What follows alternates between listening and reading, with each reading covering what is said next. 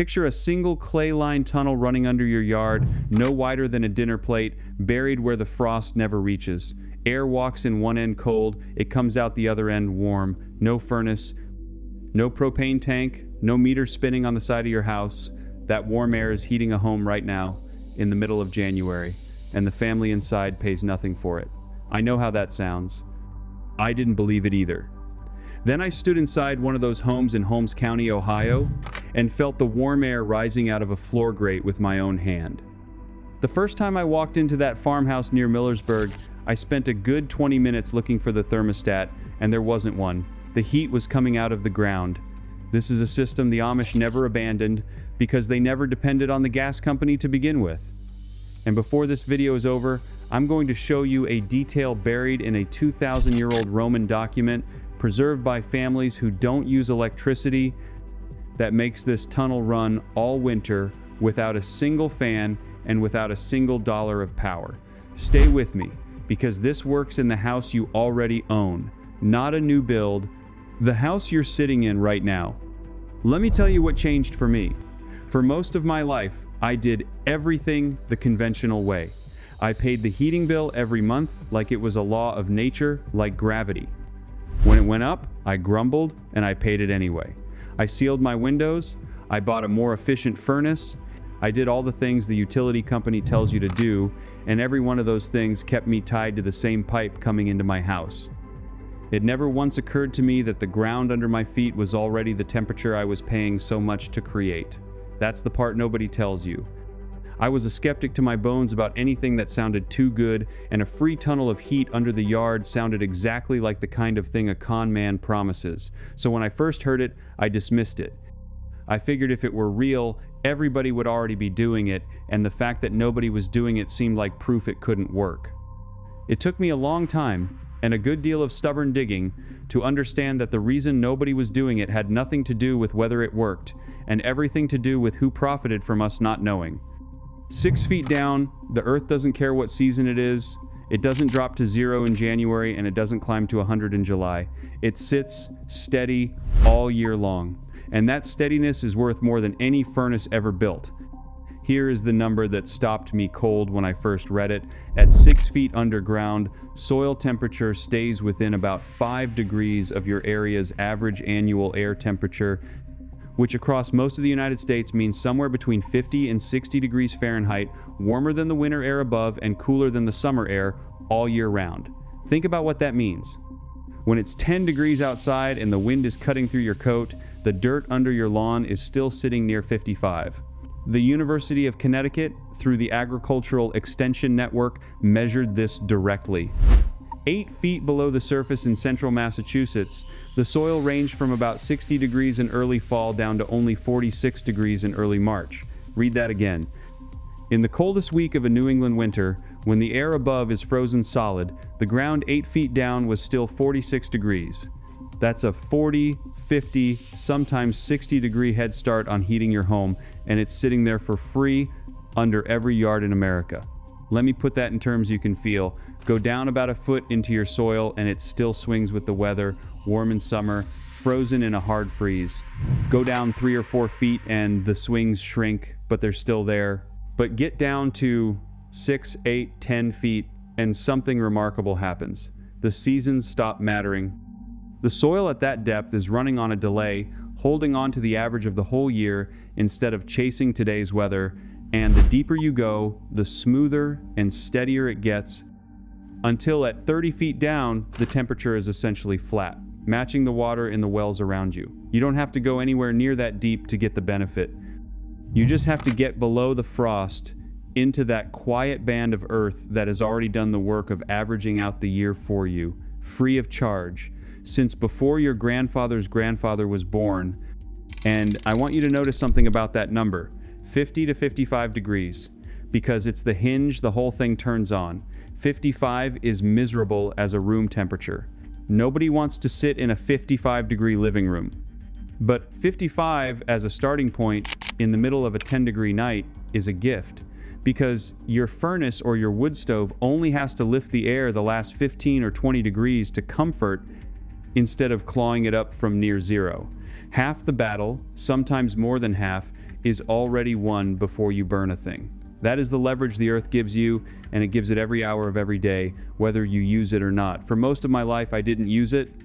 I let it sit there, and I paid the gas company to do a job the dirt was volunteering to do. So the whole trick, the entire secret, is figuring out how to reach down and grab that steady temperature and pull it up into your house. That's what the clay tunnel does. But before you think this is some new invention, some modern green energy gadget, I need you to understand how old this actually is, because the age of it is the proof. The people who figured this out weren't engineers with computers. They were the Persians, thousands of years ago, in one of the hottest, harshest climates on Earth. They built underground air channels connected to tall wind-catching towers, and they moved air through the ground to cool it before it ever entered a room. No electricity existed, no machines. Just the earth and the wind and a deep understanding of how heat moves. That knowledge spread, it reached Rome, and here is the name I promised you, the one that sounds like buried research because it is. A Roman named Sergius Orata, around 80 BC, is credited with building one of the first systems that ran tempered air through hollow spaces to heat the floors and walls of a home. It was called a hypocaust.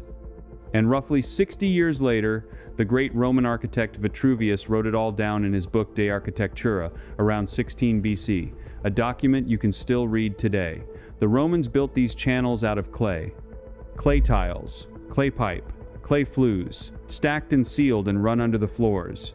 Clay because clay holds heat and releases it slow, and clay doesn't rot, and clay was in the ground already. That's your clay tunnel.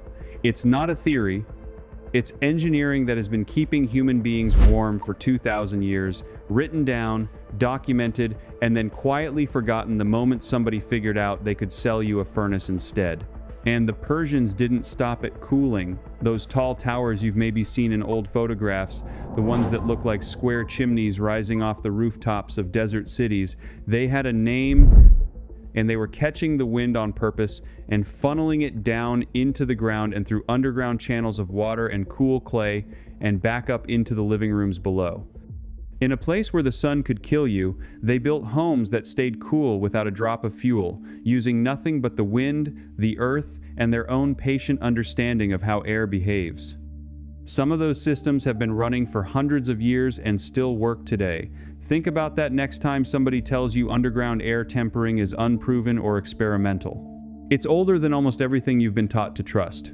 And it wasn't just Persia and Rome. Halfway around the world, in Korea, families heated the floors of their homes for well over 1,000 years by running warm air through channels built into the ground beneath them.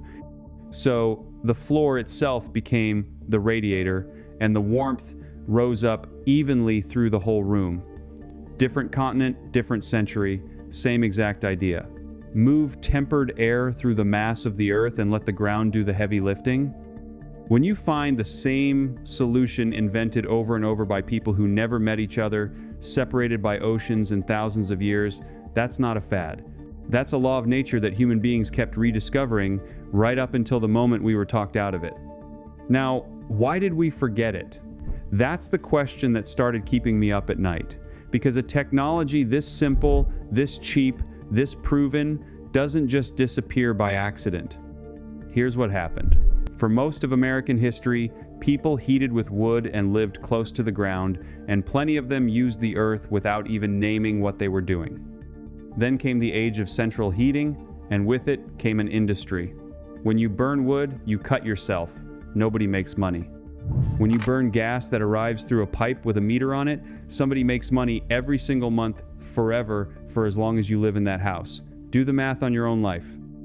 If you've paid a heating bill for 40 years, you have handed over tens of thousands of dollars, and every dollar of it went to replace a temperature that was already waiting under your yard for free. The system wasn't designed to keep you warm. It was designed to keep you paying. And a family that heats itself from the ground is a family that stopped paying. That's the whole story. That's why you never heard of it in a mainstream home guide, and why the only people who kept doing it were the people who were never plugged into the pipe in the first place. Which brings me back to the Amish, because while the rest of the country was signing up for gas lines, the Amish looked at the whole arrangement and said no, not out of stubbornness, out of clarity. They understood that every convenience that comes through a wire or a pipe is also a leash, so they kept the old knowledge alive. They kept building with the ground instead of against it. And when I sat with those families in Lancaster County, Pennsylvania, and later in Holmes County, Ohio, I started to see that they weren't living without comfort. They were living without dependence. There's a difference, and it's an enormous one. The man who first walked me through all of this was an older fellow near Millersburg, hands like leather, calm as a still pond, and I remember asking him, half joking, what he did when the price of heating oil spiked the way it had that year. He just looked at me a little puzzled, like I'd asked him what he did when the price of moonlight went up. It didn't affect him. It couldn't affect him. His home didn't have a price dial that somebody in a distant office got to turn. And that, right there, was the thing that broke something open in me. I had spent my whole adult life at the mercy of a number I didn't control, a number that only ever went one direction, and I had called that normal. He called it a choice, and he'd made a different one. I drove home that night doing math in my head about every winter I'd ever paid for, and I'll be honest with you, it was hard to sleep. What struck me most, walking through those houses, was how ordinary the comfort felt. This wasn't roughing it. The rooms were warm. The air was fresh, not stuffy, not damp. There was no roar of a furnace cycling on and off, no vents blasting and then going cold. Just an even, quiet warmth that seemed to come from everywhere and nowhere, the way warmth comes off the ground on a spring morning. I kept touching the walls and the floors like a fool, trying to find where it was coming from. And the whole time, 6 feet under my boots, the same 55-degree earth that sits under your house was doing the work the way it had done for those Persians and those Romans, the way it would do for you if you let it. Let me show you exactly how the tunnel works in plain terms, so you can picture it in your own yard. You dig a trench, somewhere between 6 and 12 feet deep, down past where the frost line reaches and into that steady band of earth. Agricultural researchers who study these systems bury the pipe in exactly that range, 6 to 12 feet, because that's where the temperature stops swinging with the seasons. Into that trench, you lay a smooth-walled pipe, somewhere between 4 inches and 2 feet across, and you run it a good distance through the ground, sometimes 100 feet, sometimes more, because the longer the air travels underground, the more time it has to soak up the Earth's warmth. One end reaches up to the outside air, the other end comes up inside your home. Air enters cold, crawls the length of that buried pipe, and by the time it reaches your living space, it has been dragged all the way up to ground temperature. In the winter, that means cold outside air comes in at 10 degrees and arrives inside at 50. In the summer, it runs in reverse and cools you the same way. 1 tunnel, 2 seasons, no fuel, and I want to be honest with you, the way a neighbor would be. Because there's a catch that most videos won't tell you. Plenty of these systems have been built wrong and failed. The research is blunt about it. Many earth tubes were designed and constructed improperly and never delivered what they promised. So I'm not going to hand you the dream without handing you the details that make it actually work, because the details are everything and the Amish know every one of them. That's exactly where we're going next. The first detail is the shape of the pipe. It seems like nothing. It's everything. A smooth-walled pipe moves air better, but here's the thing that ruins so many backyard attempts: moisture.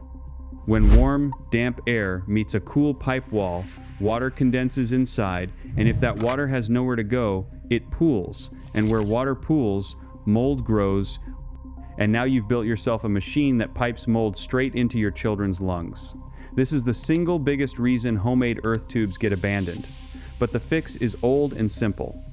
You slope the entire pipe just slightly so that every drop of condensation runs downhill to one low point, and at that low point you let it drain away into gravel and back into the earth.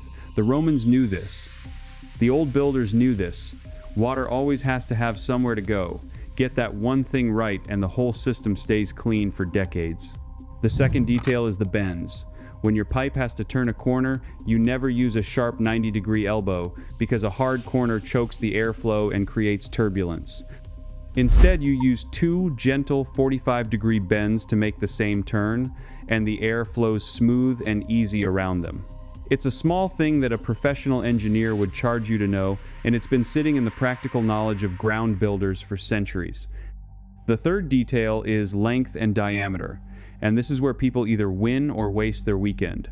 Go too narrow with your pipe, and the air rushes through too fast to pick up much warmth, and you also fight harder to move it.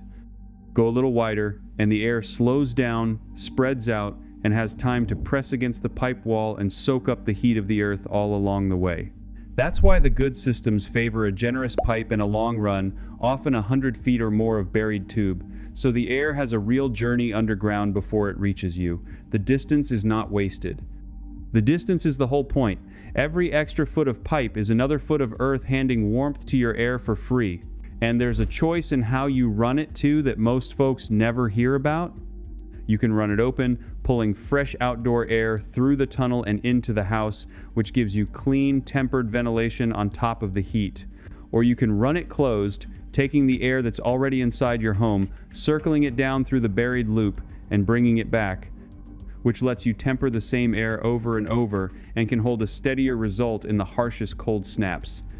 On the open side, you put a simple filter on the outdoor intake, screened against leaves, insects, and any small critter that might think a warm pipe looks like a fine place to spend the winter. None of this is complicated, it's just the kind of practical detail that got stripped out of the mainstream guides right along with the whole idea. Now, if you already own a house and you are thinking this only applies to people building from scratch, stay with me, because this next part is specifically for you. You do not need to tear up your foundation. You do not need to be pouring a new slab. The most common and most economical way these systems are used isn't to replace your heat entirely, it's to pre-treat the air before it ever reaches your existing furnace or your existing home. Think about it. Right now, when your furnace kicks on, it's grabbing air that's freezing cold and burning fuel to lift it all the way up to room temperature from a dead start. But if that same air came in through a buried tunnel first, arriving already at 50 degrees instead of 10, your furnace only has to finish the last little bit of the job. The researchers found that when earth tubes are used this way to pre-treat incoming air, the payback often arrives within a single year. 1 year, and after that, the savings are yours for the life of the house. You can run a buried intake pipe from a spot in your yard to the fresh air intake of the system you already have. It's an add-on, not a demolition. That is how a house built in 1965 gets the same underground advantage as a brand new build without touching a single load-bearing wall. And I'll tell you, standing in that Ohio farmhouse, that's the moment it hit me how badly I'd been misled. All those years, I thought comfort had to come out of a tank or a pipe. These families were pulling it straight out of the dirt, using knowledge that predated the gas company by 2,000 years. It made me wonder what else had been quietly taken from us, filed away, and replaced with a monthly bill. If that question hits you the way it hit me, then you should know this tunnel is only one page out of a much larger buried archive. Everything I learned from those families I put together into a 3-volume collection called The Complete Field Vault, the full set of suppressed Amish home formulas, the ground heating, the natural cooling, the root cellar pantry systems, the pest control, and the off-grid setups that keep a home running when everything else fails. There's a special limited time offer on it right now. It's linked down in the description, and you can scan the QR code on your screen. This tunnel you just learned is a single taste of what's in there. Now let me get back to it, because there's a part of this the utility companies would rather you never put together. Here's where the story turns, and I want you to follow this closely, because it's the part that made me angry. It's one thing to say a technology was forgotten. It's another to realize it was actively pushed aside by the people who profited from its absence. When central heating became an industry, it needed customers, and customers who could heat their own homes from the ground were customers it couldn't have. So the standard American home stopped being designed around the earth and started being designed around the pipe. The thick masonry walls that held temperature gave way to thin frame walls that leak it. The house was turned into a bucket with holes in it, so you'd have to keep pouring fuel in the top just to keep it warm. And every guide, every manual, every recommendation that reached the average homeowner came filtered through an industry that had exactly one interest, and it was not your independence. And it didn't stop at how houses were built. Think about who ends up writing the rules that everybody else has to live by. The committees, the standards boards. The panels that decide what counts as a proper, approved, respectable way to heat an American home. And think about who has the money to send people to sit on those committees year after year, quietly shaping every recommendation in a direction that just so happens to keep the fuel flowing and the meter spinning. It was never one dramatic decision. Nobody stood up and banned the earth. It was 1,000 small nudges over decades, all pushing the same way until an entire generation of builders and homeowners simply never heard the ground mentioned as an option at all. The knowledge wasn't burned, it was starved. It was left out of every brochure and every training and every showroom until it withered from neglect, and the people who benefited from its absence never had to lift a finger or say a word. That's the quietest kind of theft there is, the kind where they take something from you and you don't even know it's missing.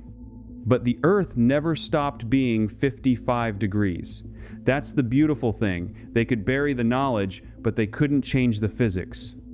The ground under your yard today is the same free resource it was under a Roman villa, under a Persian tower, under an Amish farmhouse. It waited, and now you know it's there. So let's talk about what you actually get out of this in real numbers, so you understand the size of what was kept from you. Say your winter air sits around 15 degrees on a cold day, and the ground you're pulling from sits around 50. Every cubic foot of air that comes through that tunnel arrives 35 degrees warmer than it would have before your furnace even sees it. Over a whole winter, that's not pennies. That's a meaningful slice of your heating bill every year for as long as you own the home, from a system with no compressor, no burner, no chemicals, and nothing to break except a simple pipe in the ground that will outlast you. The only moving part in the entire setup is air. That's it. And air is free. And this isn't just theory on a chalkboard. Go look at the greenhouses that run on this principle right now, all across the country. Growers who bury tubes 6 to 12 feet down and heat and cool their glass houses year-round with almost no fuel at all. In the winter, they pull the earth's warmth up into the plants. In the summer, they run it backward, and the cooler ground absorbs the heat right out of the air. Same pipe, same dirt, same free 55 degrees. If it can carry a greenhouse full of tender seedlings through a northern winter, it can take the bite out of the air in your living room. The people growing food this way already know what the rest of us were never told, and they'll tell you flat out that the ground is the cheapest heating and cooling system ever devised because the earth already paid for itself a billion years before you were born. Now, most people who build one of these reach for an electric fan to push the air through, and that works, but it bothered me because the second you add a fan, you've added an electric bill and a machine that can fail, and you're right back to depending on the grid. It felt like a compromise. The Amish, of course, don't run on the grid at all, which meant they had to solve the one problem I couldn't. How do you move the air through 100 feet of buried pipe with no electricity whatsoever? And the answer to that question is the finale I promised you, and it's so simple that when I finally understood it, I actually laughed out loud. Before I give it to you, let me set it up, because you have to understand the problem to feel the beauty of the solution. A tunnel full of tempered air does you no good if the air just sits there. Something has to pull it through. Modern designers reach for a blower, plug it into the wall, and call it done. But that's the exact dependency the whole system was supposed to free you from. And here's what almost nobody in the modern guides tells you. The thing I found buried in the old descriptions and confirmed by watching how these homes are actually built: the Romans and the Persians never had a fan either. They moved enormous volumes of air through the ground for centuries using nothing but a principle you already know from every campfire you've ever sat next to. Hot air rises. Here's the finale. At the indoor end of your tunnel, where the tempered air comes up into the house, you build a tall vertical chimney and you make the top of it dark so the sun heats it. When the sun hits that dark chimney, the air inside it warms and rushes upward, and as it rushes up and out the top, it creates a gentle suction at the bottom, a vacuum, and that vacuum reaches all the way back down through your house and into the buried tunnel and drags fresh, earth-warmed air along the entire length of the pipe. No fan, no motor, no electricity. The sun does the pulling and the earth does the warming, and the two of them together run your whole system on nothing. This is what the old builders called a solar chimney, and it's the exact trick the Persians used in reverse to cool their towers thousands of years ago. The Amish kept it alive because they had to, because of people who reject the electric grid can't lean on a blower, so they preserve the one method that needs no power at all. It was never lost to them. It was only lost to the rest of us the moment we got comfortable plugging things into the wall. Stop and let the beauty of that settle in, because it's almost too elegant. The two things that make winter miserable, the cold ground and the low sun, are the exact two things this system turns into your servants. The cold outside makes the Earth's 55 degrees feel like a furnace by comparison, and the sun, even a weak winter sun, is more than enough to warm a dark pipe and set the whole current in motion. The taller you build that chimney and the darker you paint its crown, the harder it pulls. You are running a heating system on two forces that are always there, that nobody can shut off, that no company can put a meter on, and that ask nothing of you but the wit to arrange them correctly. The Persians understood it, the Romans wrote it down, the Amish still live it, and for a couple of hundred years the rest of us walked right past it on our way to the mailbox to pay the gas bill.